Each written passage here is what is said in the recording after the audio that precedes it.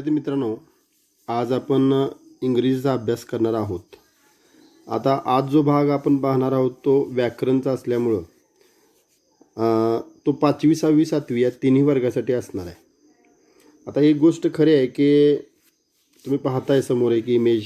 मला तुमच्याशी चर्चा करायची आहे. खरं तर मला माहीत आहे तुम्ही सर्वजण घरी बसून बोर झाले असणार. तुमचा सगळ्यांचा प्रश्न आहे शाळा कधी सुरू होणार, नाही का? पण आपल्या हातात काहीच नाही मित्रांनो. आपण सर्वजण जवळजवळ मला वाटते 16 मार्चपासून आज अखेर घरी आहोत.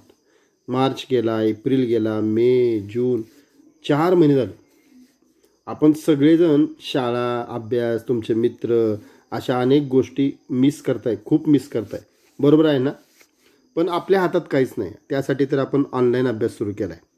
तर आज आपण 5वी 6वी 7वीचा शब्द भांडार, इंग्लिशमध्ये त्याला आपण व्होकॅब्युलरी असं म्हणतात, तो वाढवण्यासाठी काय करता येते याचा विचार करूया. आज आपण एक नवीन भाग शिकणार आहोत.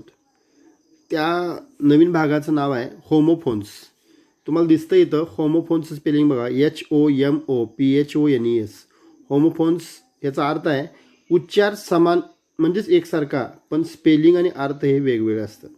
आता अजून एक गोष्ट लक्षात घ्या, होमोफोन्सचा शब्द फोड केली तर होमो म्हणजे एकसारखे, एका घरात राहणारे, फोन्स म्हणजे आवाज, म्हणजे एकसारखे आवाजाचे अनेक शब्द इंग्रजीमध्ये असतात.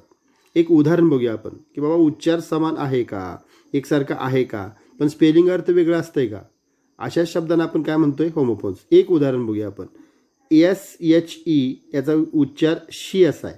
इथं सी लिहिलंय मी, पण उच्चार शी आहे. आता दुसरा एक शब्द बघा, SEEC, सी. आणि तिसरा शब्द आहे SEAC. या तिन्ही शब्दांचा उच्चार एकसारखा आहे. तो उच्चार कसा आहे, सी. आता याचा अर्थ बघूया. पहिला शब्द घ्या, SHE शी, त्याचा अर्थ आहे ती. दुसरा शब्द आहे SEEC, त्याचा अर्थ आहे पाहणे.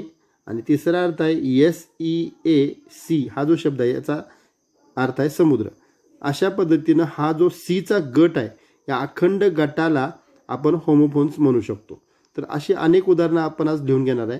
तुम्ही व्हिडिओ पॉज करा आणि ही 3 उदाहरणं लिहून घ्या. लिहिण्याची पद्धत बघा, एकाखाली एक 3 शब्द लिहायचा, महिरपी कंस काढा, बरोबर एकदाच उच्चार लिहा आणि अर्थ मात्र 3 वेगवेगळे घ्या. लिखाण असं करा, एक ओळ सोडा, पुढचा शब्द आपण घेऊ शकतो. लक्षात आलं? आता आपण अनेक होमोफोन्स बघणार.